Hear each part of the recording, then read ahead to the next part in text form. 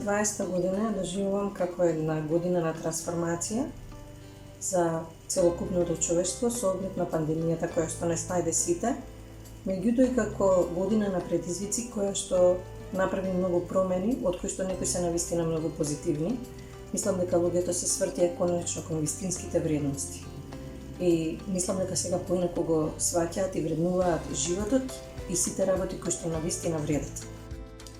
2020 година за себе лично ја сметам како една многу интересна година и покрај пандемијата и стравот, затоа што во оваа година благодарение на оние карантински денови успеав да се повлечам, односно да работам во својот собствен свет, па така нацртав доста работи, се посветив на креативни проекти, ја завршив книгата која што во 2021 година треба да излезе од печат,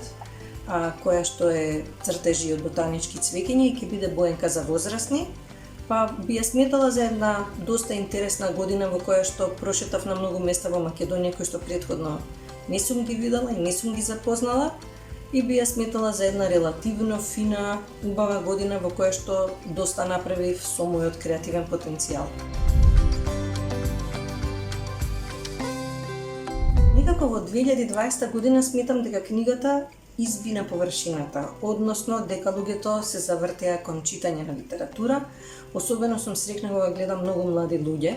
кои што купуваат книги, кои што разговараат за книги, и се до тоа ме радува бидејќи ме потсетува на времето кога јас сум студирала и кога сум била заинтересирана за книгите.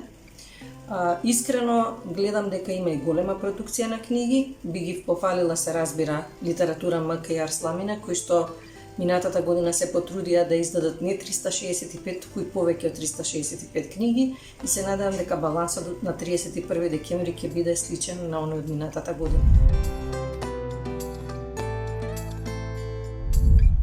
Во 2020 година се навратив на некои книги од младоста,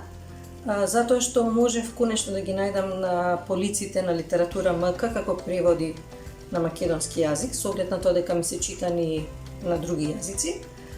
Би го издвоила Маркес, на кој што секогаш му се радувам, затоа што тој за мене е еден автор кој што секогаш е свеж, кој што со секое читање носи нов поглед на работите. И секако Есента на патриархот ми беше препрочитана оваа година и Љубовта во времето на колерата. Му се навратив на Борис Вијан, чија што книга Вади срце ја обожувам, но и на приказни од Ета Хофман, кои што во последниот период ги работев со оглед на тоа што си зададов некои специфични задачи во поглед на креативното творење. На сите кои што го слушаат ова кусо видео, како и на сите читатели на Арсламина, им посакувам многу среќна 2021 година, многу здравје, задоволство, среќа и пред се мир со себе.